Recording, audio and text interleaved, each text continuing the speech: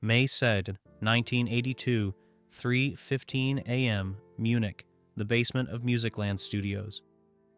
If you could physically feel the atmosphere reigning in this hermetic, windowless room, you wouldn't suffocate from the cigarette smoke hanging near the ceiling like a thick bluish cloud, nor from the smell of cheap German beer mixed with the scent of expensive French cologne. You would suffocate from the concentration of pure, undiluted hatred that electrified the air more intensely than a dozen powerful Vox amplifiers turned up to 11. You are used to seeing Queen as a single, indestructible monolith, as four musketeers standing back to back against the whole world. But if you had peeked into that studio at that specific second, your illusion would have shattered with the same deafening crash with which Brian May, the most restrained and intellectual man in rock and roll, smashed his legendary Red Special guitar onto the worn leather sofa. This was not just a gesture of annoyance from a musician failing a solo. It was the sound of a 10-year friendship's spine breaking. Brian stood in the middle of the room, his face, usually pale and calm, covered in red blotches, his hands shaking with the rage he had been suppressing for months. Opposite him, sprawled in a chair behind the mixing console, sat a creature in whom one could barely recognize the greatest vocalist on the planet. The Freddie Mercury of that night was not the radiant god from Wembley Stadium, you know, from posters.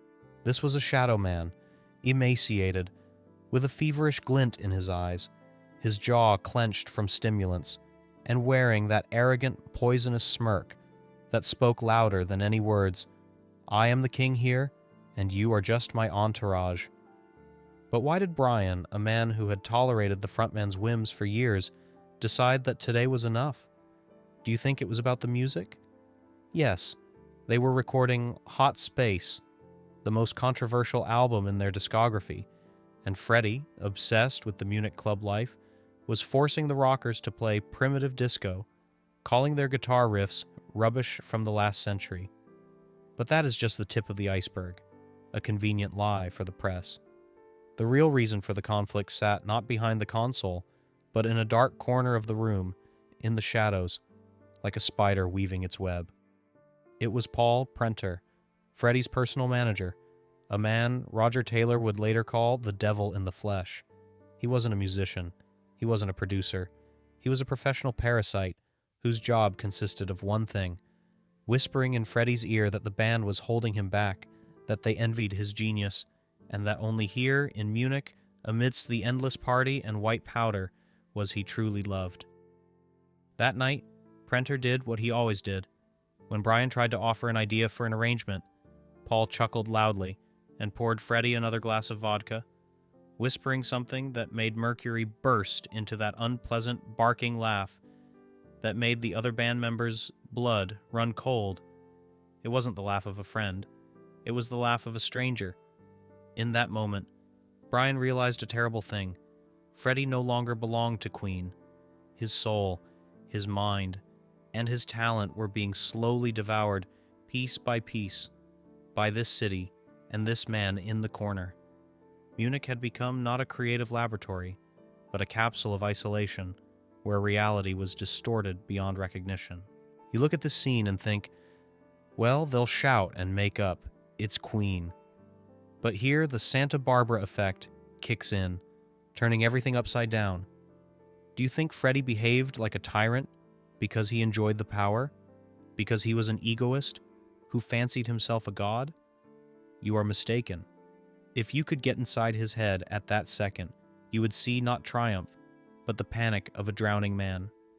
Freddie provoked them, humiliated them, rejected their music, not because he hated them, but because he was terrified that they would see what he had become. He felt he was losing control, that drugs and alcohol were turning him into a caricature of himself, and his defense mechanism was to attack. Subconsciously, he was pushing them to leave, to abandon him, confirming his greatest childhood fear, that he was not worthy of love, that everyone would eventually leave him. He was killing the group with his own hands to deny them the chance to kill him by leaving. The tension in the studio reached that critical point where the air becomes viscous like jelly. Roger Taylor was already clenching his fists, ready to lunge at Prenter. John Deacon, usually the quiet peacemaker, simply stood up and walked out, slamming the door so hard the glass in the control room rattled. Brian May, breathing heavily, looked at Freddie, waiting for any sign, any shadow of his former friend, but Freddie just turned away to the console, pretending to adjust settings, though his hands were shaking so badly he couldn't hit the faders. It seemed like the end, the final period in the history of a great band. But in this chaos, in this whirlpool of emotions and shouting, no one, absolutely no one, not the furious Brian, not the cynical Prenter, nor Freddie himself, paid attention to one tiny, almost invisible detail lying on the very edge of the huge mixing desk, half hidden by an ashtray, overflowing with cigarette butts and an empty champagne bottle. This is the dagger you must remember, because it will play a decisive role in the finale of this tragedy. Lying there was an ordinary cheap TDK audio cassette, on the white insert of which, in Freddie's uneven handwriting, was written just one name, Michael. It looked harmless, just a demo tape, just a sketch of an idea. But if Brian May knew what was recorded on that tape, he wouldn't have just thrown his guitar. He would have burned that studio to the ground, because that cassette didn't contain Queen drafts. It contained duets with Michael Jackson. It wasn't just a musical experiment. It was the golden parachute Paul Prenter had been carefully preparing for Freddie for months. It was physical evidence that the plan to dismantle the band and launch Mercury's solo career was already in motion, that separate negotiations were taking place behind the family's back, capable of making Freddie the biggest star in the world, while leaving Brian, Roger, and John on the sidelines of history. That little plastic box was a loaded gun lying on the negotiation table, and the timer on this bomb was already ticking, counting down the final seconds to an explosion that was supposed to destroy everything they had built for 10 years. But for now, it just lay there, a mute witness to betrayal, waiting for the moment someone pressed play.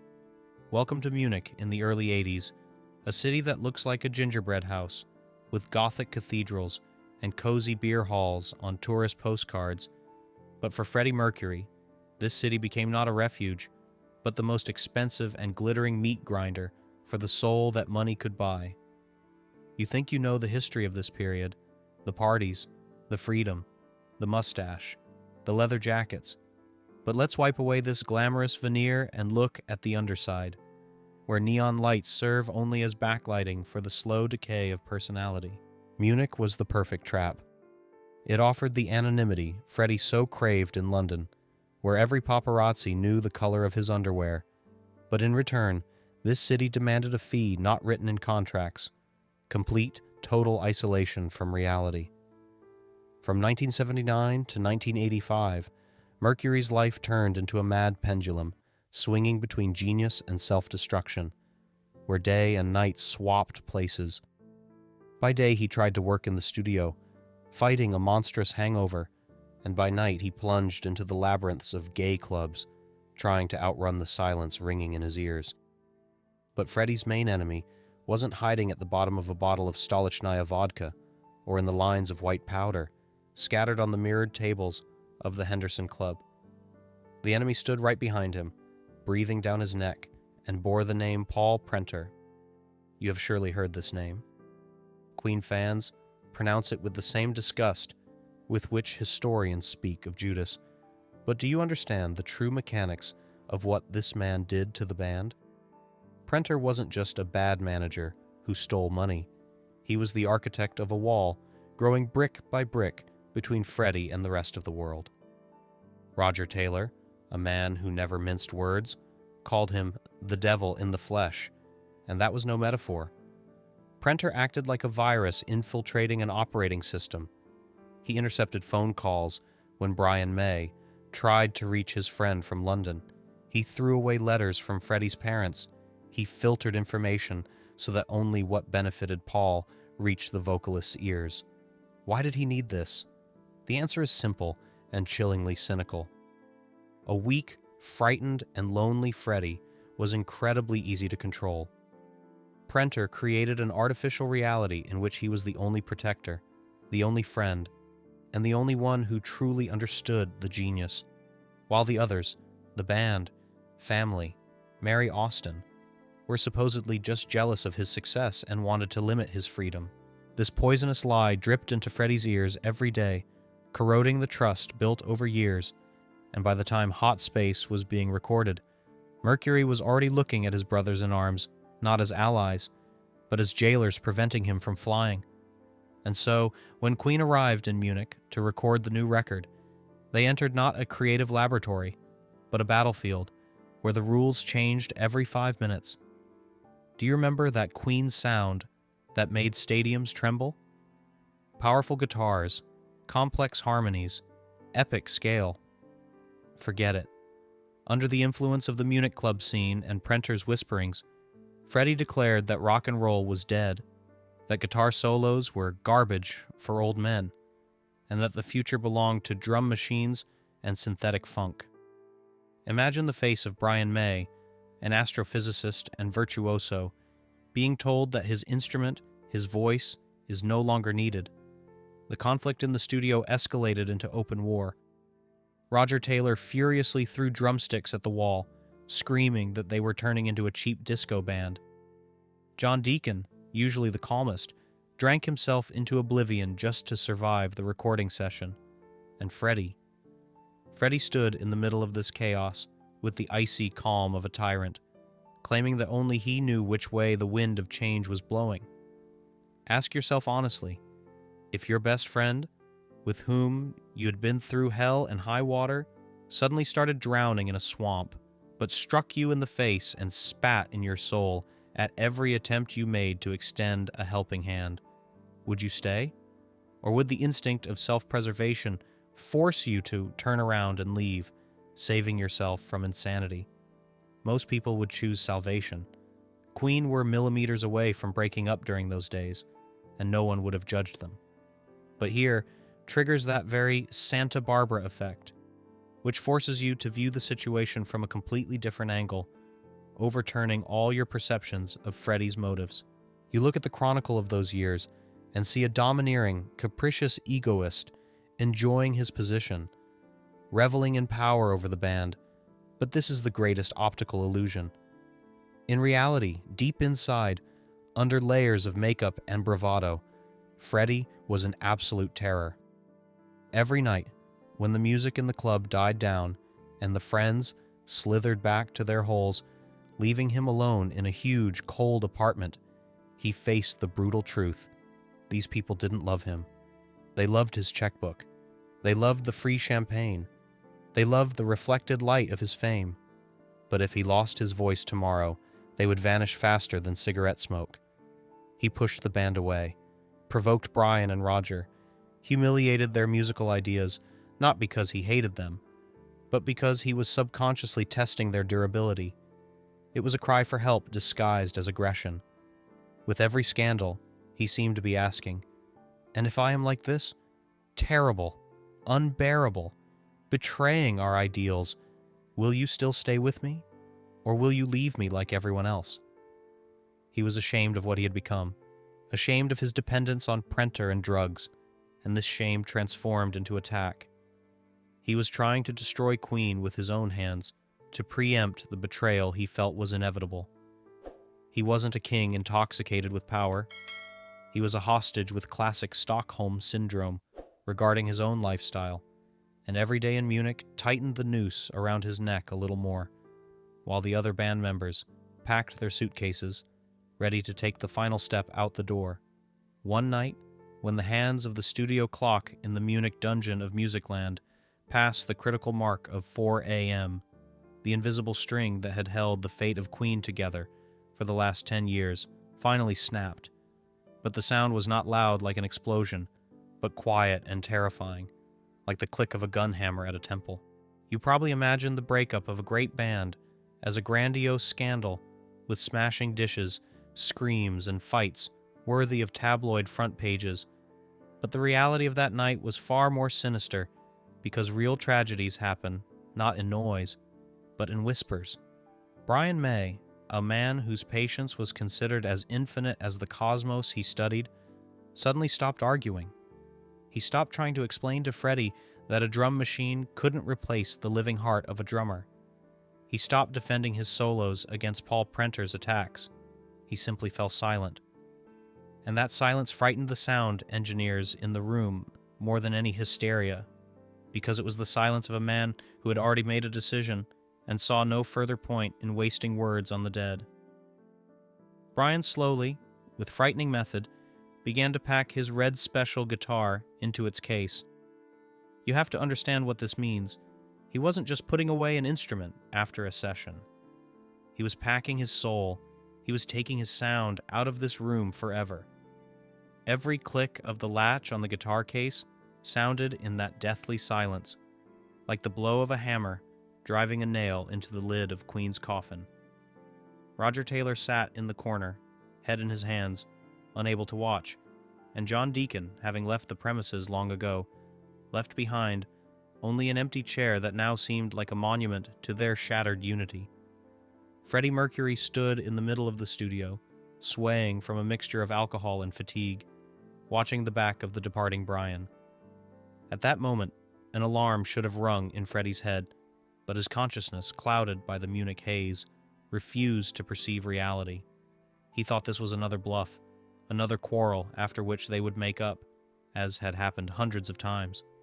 But when Brian reached the heavy soundproof door, he didn't turn around. He didn't say, "Screw you." He didn't say, "I hate you." He simply grabbed the door handle with such weariness as if the weight of the world rested on his shoulders, and walked out into the corridor, leaving Freddie alone with the echo of his own ambitions. The door closed with a soft, pneumatic hiss, cutting Freddie off from his past, from his family, from the only people on the planet who loved him for free. And here comes that visual silence, the climax of our psychological thriller. In the huge studio hall, filled with millions of marks worth of equipment, a dead, vacuum silence hung. The music ended, the arguments ended. Only the hum of a fan in an overheated amplifier and water dripping from a tap somewhere deep in the building, drip, drip, drip, could be heard, counting down the seconds of a new reality where the band queen no longer exists. Freddie was left alone in the center of this void, a king without a kingdom, a general without an army. He scanned the empty room, looking for support, looking for confirmation that he was right, but found only cold monitors and empty bottles. Suddenly, out of the shadows, like a vulture sensing that the prey had finally stopped resisting, floated Paul Prenter. That very snake-like smile that fans hated so much played on his face. For Prenter, Brian's departure was not a tragedy, but a triumph, the final chord of his long game. He had won. He had finally isolated his gold mine from those who hindered him from pumping money out of it. He approached Freddie, holding a glass of vodka, the universal cure for conscience he prescribed to his charge every day. "Let him go, Freddie," he whispered in his insinuating voice, which sounded in that silence like metal scraping on glass. "They aren't worthy of you. You are a star. We'll make you bigger than Elvis. Drink. You need to relax." Do you think Freddie took the glass? Do you think he allowed himself to be comforted, as he had for the last year, sinking into a warm bath of flattery and oblivion? This is where the Santa Barbara effect flips everything on its head. In that second, looking at the extended glass, Freddie suddenly saw not a drink. In the reflection of the liquid trembling in Prenter's hand, he saw his future, and that future was terrifying. He saw himself 10 years later, lonely, forgotten, surrounded by identical Prenters, dying in a golden cage, while Brian, Roger, and John lived their lives, creating music, raising children. He realized that this glass was not medicine. It was poison. It was a contract for the sale of his soul, which he had almost signed. Time in the studio stopped. Prenter was still smiling, confident in his power, but something changed in Freddie's eyes. The fog that had shrouded his mind for months dissipated for a split second, pierced by the shock of Brian's departure. Freddie looked at the door behind which his friend had vanished. Then he looked at Prenter, then at the glass. In his chemically exhausted mind, a crystal-clear thought suddenly flashed. If Brian gets in his car and drives away now, if he crosses the threshold of this studio for good, the next person carried out of here will be Freddie himself. But carried out not as a star, but as a corpse. Feet first, because without Queen he is just Farrokh Bulsara, a lost boy with no anchor in this raging ocean of temptations. The action of the legend that happens next breaks the pattern of addict and egoist behavior. Freddie doesn't take the glass.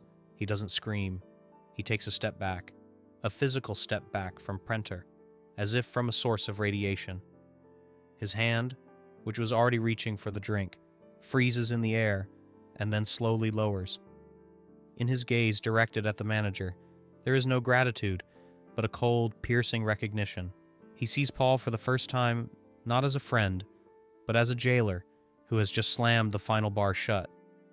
"I don't need to relax," Freddie says in a voice that sounds hoarse, but unexpectedly firm. The voice of a man who has just woken up in a burning house. "I need to work."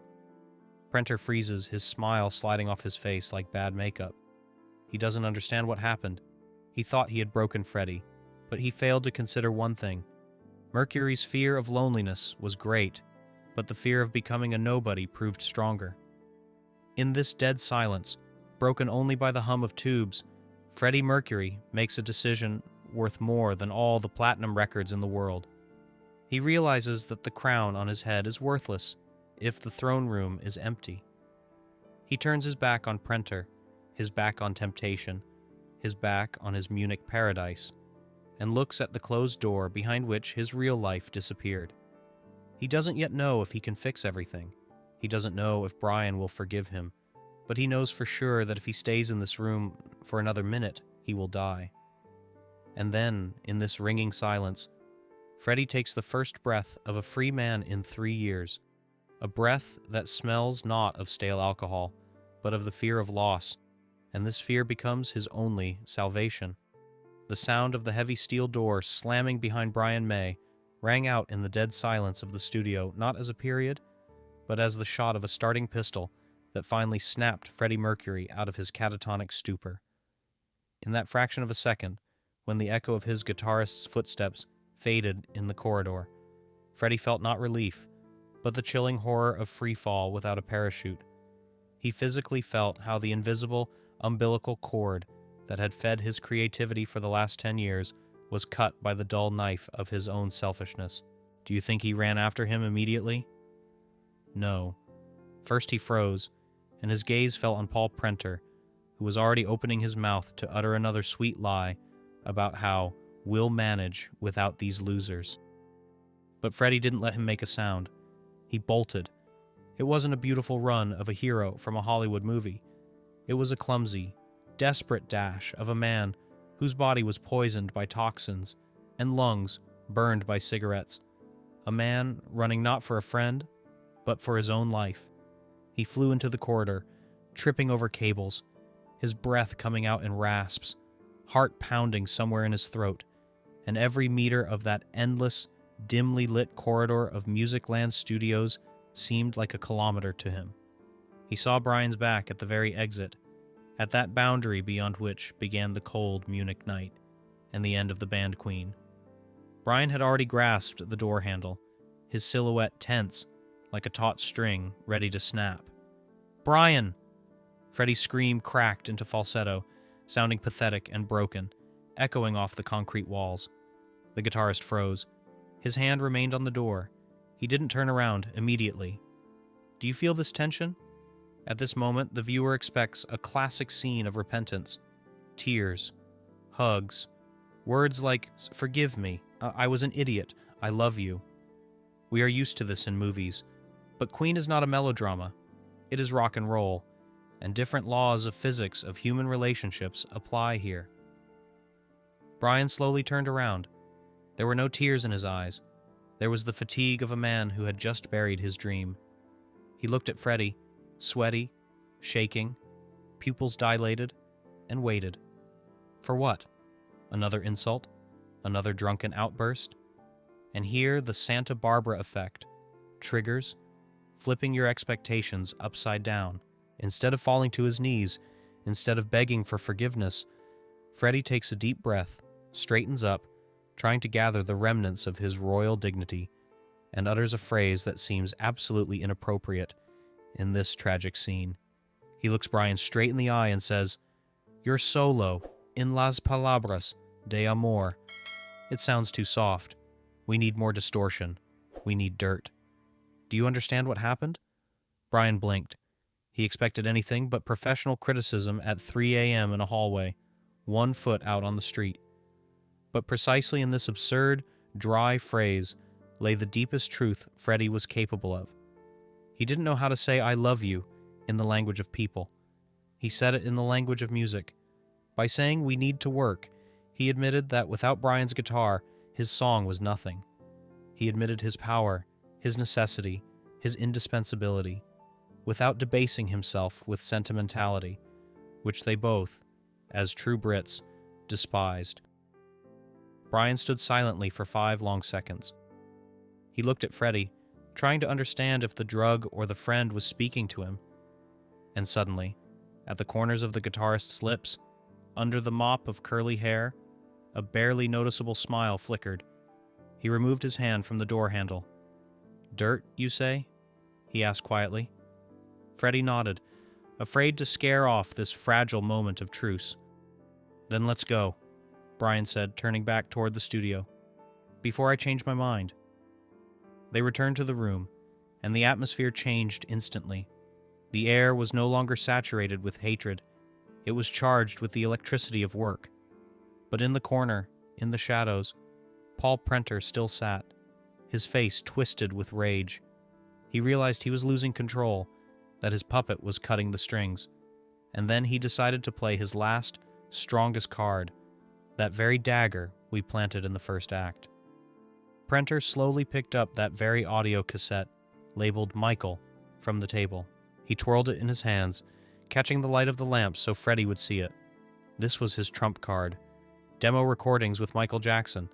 A ticket to a solo career where Freddie didn't have to share fame and money with 3 other musicians. Prenter held the cassette out to Freddie as he passed the console and whispered, "You don't have to tolerate this, Fred. Remember, Michael is waiting for a call. You can be bigger than all of them put together. Just take this and let's go." It was a moment of intellectual orgasm, where all plot lines converge at a single point of choice. Freddie stopped. He looked at the cassette. In that piece of plastic was everything the Munich devil had whispered to him. Absolute power, absolute freedom, absolute ego.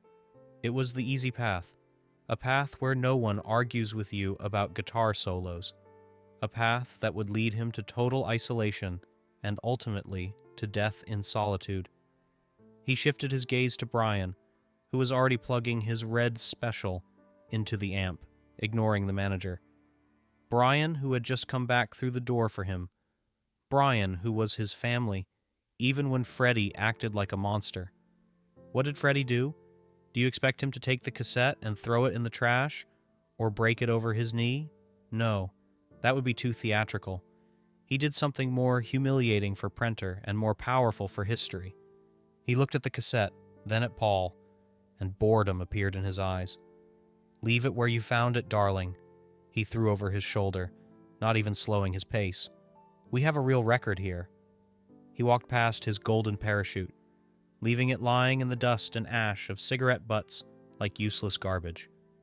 He didn't listen to it. He didn't discuss it. He simply crossed out that alternative reality from his life with a single gesture of indifference. In that second, Paul Prenter realized he had lost, not just a battle, but the war for Mercury's soul.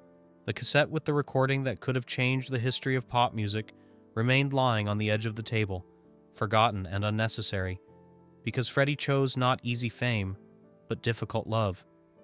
He chose arguments with Roger, John's grumbling, and Brian's perfectionism. He chose family. When Freddie approached the microphone, his hands were still trembling, but the voice that burst from the speakers a minute later was pure. It was the sound of healing. The Munich trap that had held him for years had unclenched.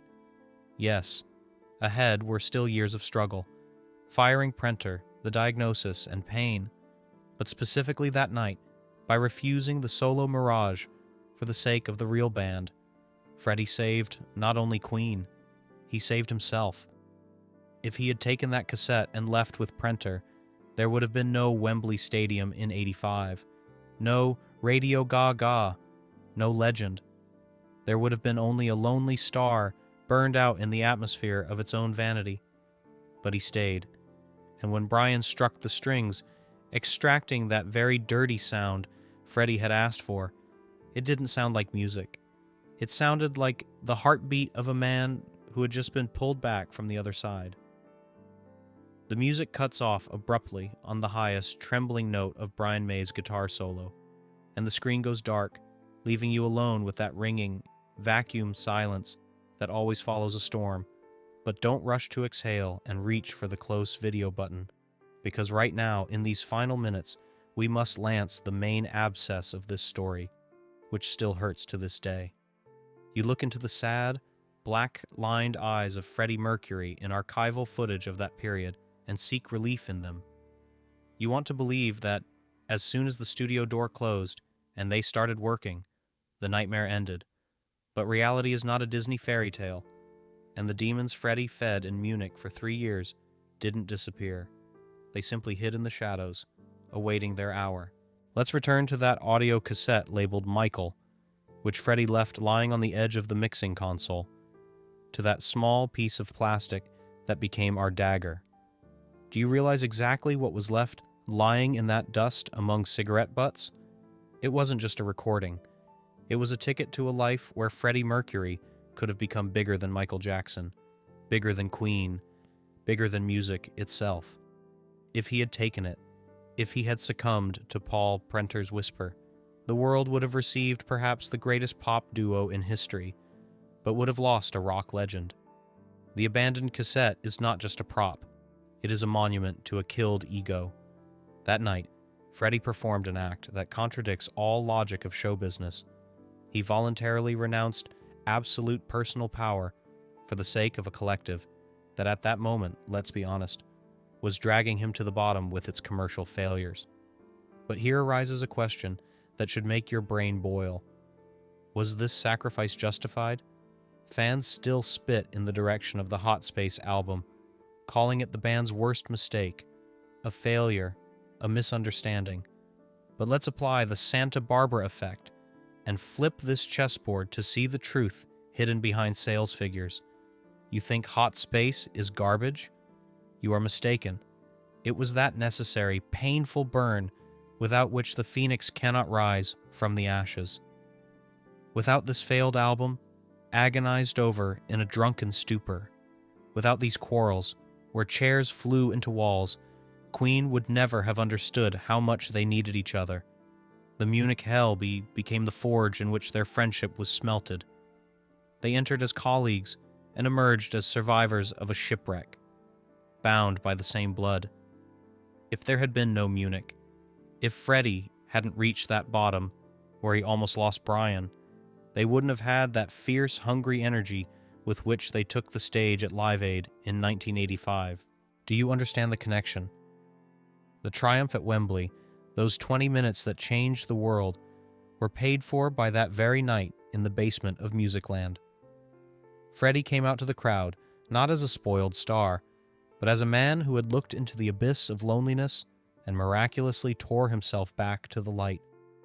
Every movement, every gesture of his at that concert screamed, "I am alive! We are together! I am not alone!" It wasn't just music. It was his personal victory over Paul Prenter, over drugs, over his own weakness. However, while we admire this rebirth, let's not forget the price.